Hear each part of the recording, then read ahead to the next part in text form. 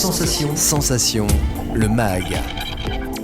Bonjour à tous, bienvenue sur Sensation. Je suis aujourd'hui avec Tina Nikouka, doctorante en mathématiques appliquées à l'École normale supérieure, l'ENS Paris-Saclay, et lauréate du prix Jeune Talent L'Oréal UNESCO. Bonjour. Bonjour, merci pour l'invitation. Alors on va parler de vos projets primés par le prix Jeune Talent L'Oréal UNESCO. Comment avez-vous connu ce prix et quels sont les objectifs de ce prix ?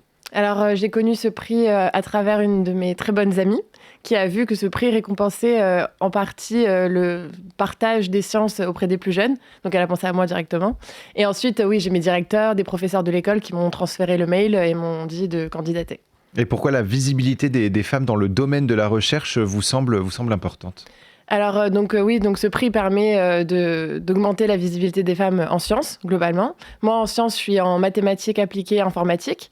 Et c'est vrai qu'aujourd'hui, il n'y a pas énormément de femmes dans mon domaine. Et je me dis que peut-être il y aura de moins en moins de femmes où les filles n'ont pas envie de se lancer là-dedans parce qu'elles ne voient pas de modèle. Elles se disent « Ah, c'est pas pour moi ». Et c'est pour ça qu'elles ne se lancent pas là-dedans. Donc, pouvoir montrer qu'il y a des femmes dans le domaine, c'est bien. Alors vous travaillez sur le traitement de l'image et le développement d'algorithmes capables de détecter une image falsifiée. Alors pourquoi ce projet vous a semblé évident et comment en êtes-vous arrivé à vous intéresser à ce sujet ? Alors dès l'âge de 18-19 ans, en classe préparatoire, on devait choisir un projet personnel. Donc moi j'étais en classe préparatoire, je faisais des maths, de la physique et de l'informatique. Et il fallait que je choisisse donc un sujet qui regroupe un peu ces thématiques-là. Et j'ai pris donc maths info. Et en discutant avec mon père, il m'a dit « Ah bah regarde, tu peux faire du traitement d'image ». Donc c'est le nom de mon domaine, je fais du traitement d'image. Et en plus particulier sur un petit projet qui est donc, imaginez vous êtes photographe et vous avez envie de partager votre dernière photographie, œuvre d'art incroyable, sur les réseaux. Donc vous allez mettre cette photo-là et vous avez signé...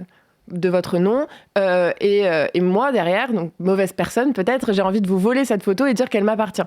Donc qu'est-ce que je fais ? Je vais prendre votre photo, je vais enlever votre signature que vous avez mis tout petit en bas à droite là, donc je vais rogner ou juste effacer, et après je vais dire « Ah, c'est ma photo et je vais partager ça ». C'est pas correct. Oui. Donc qu'est-ce que vous aurez dû faire ? Vous aurez dû écrire en gros votre prénom sur toute l'image, mais là la photo elle est pas jolie, donc je l'aurais pas partagée. Donc en fait, il y a des méthodes qui sont capables d'écrire en gros votre nom dans une image, mais sans que ça se voit. Comme quand on était petit, on écrivait sur du papier avec du jus de citron, oui. Et qu'après on se rapprochait du radiateur et que ça apparaissait. De la même manière, on peut faire des maths et de l'informatique pour écrire sur une image.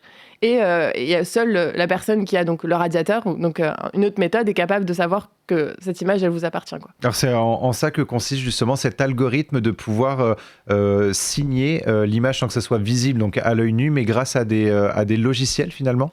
Alors c'est exactement. Donc ça, j'ai fait ça en classe préparatoire et j'ai adoré. Ensuite, j'ai continué. J'ai fait d'autres choses de traitement d'image. Traitement d'image, c'est tout. La caméra là qui nous filme, c'est du traitement d'image. Les IRM scanners dans le monde médical, c'est aussi avec du traitement d'image. Et quand j'ai rencontré mon directeur de thèse, donc quand on fait une thèse, on va souvent rencontrer une personne ou une équipe parce qu'on a envie de travailler avec eux. Et ils nous propose divers projets, donc c'est ce qui m'est arrivé. Et là, j'ai parlé de ce projet-là, donc où j'avais caché ma propre signature dans ma photo.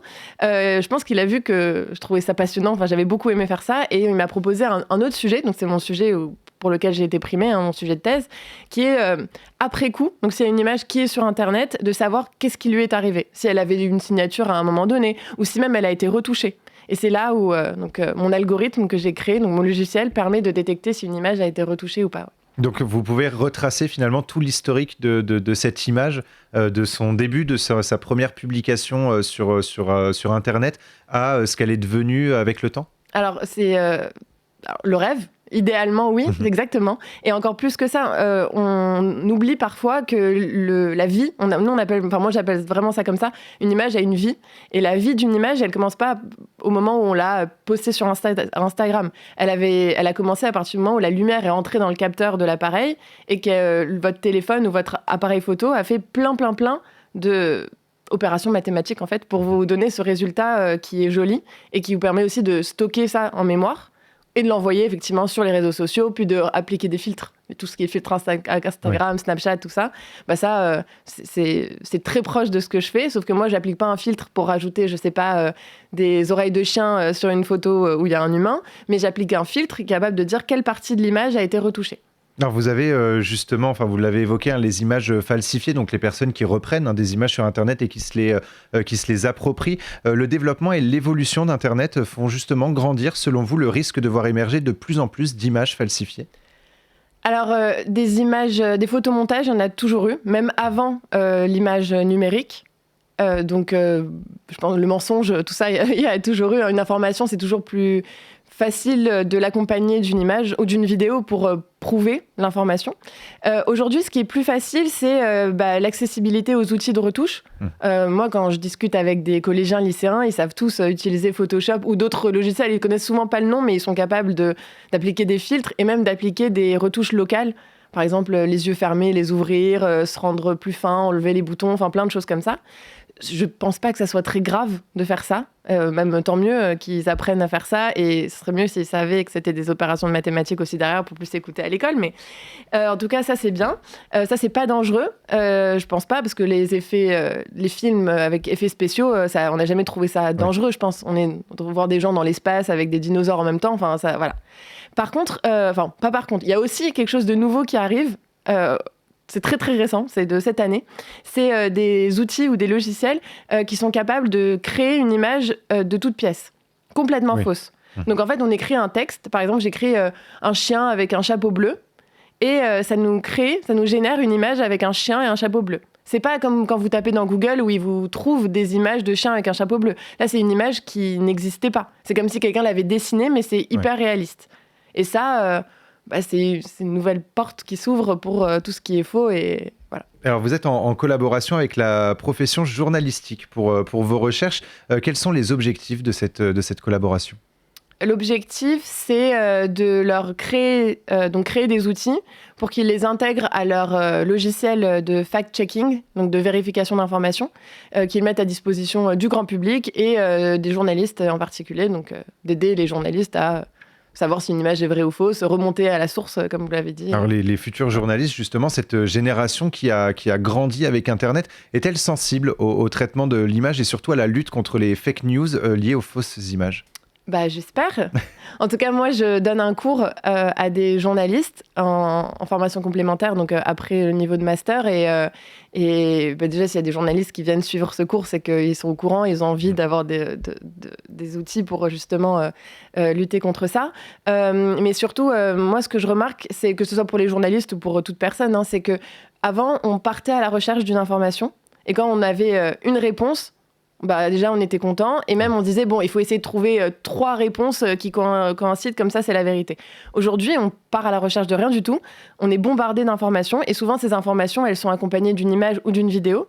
Donc, c'est important de savoir juger ce qu'on lit, ce qu'on reçoit. Et ça, c'est tout le but de l'éducation aux médias, à l'information, qui est pour tout le monde. Ils font ça dès la primaire. Et votre laboratoire, et plus précisément votre équipe, a mis en place le journal EPOL, une revue de recherche sur le traitement et l'analyse des images. Alors en quoi ce journal est-il différent des journaux scientifiques ? Alors nous, dans mon équipe, on est assez appliqués. Donc on fait des mathématiques appliquées. Les gens s'arrêtent souvent à mathématiques, mais en mathématiques appliquées, ce qui n'enlève pas du tout la beauté des mathématiques. On fait des mathématiques. Et donc, on crée des outils, des algorithmes. Si on était simplement un journal classique, on publiait dans un journal classique, on aurait juste expliqué la méthode et dire pourquoi elle fait mieux ou non que les autres, l'appliquer sur des cas, etc. Là, il y a ça. Et en plus de ça, il y a le code, donc le programme informatique, c'est-à-dire que les gens peuvent réutiliser le code gratuitement, c'est ouvert, c'est une science libre et ouverte. Et en plus, on a une démonstration en ligne, ça veut dire que n'importe qui peut aller sur le site web, choisir un algorithme. Si on ne veut pas lire la description scientifique, on peut ne pas la lire, bien évidemment. Et charger une de ses photos personnelles et avoir un résultat.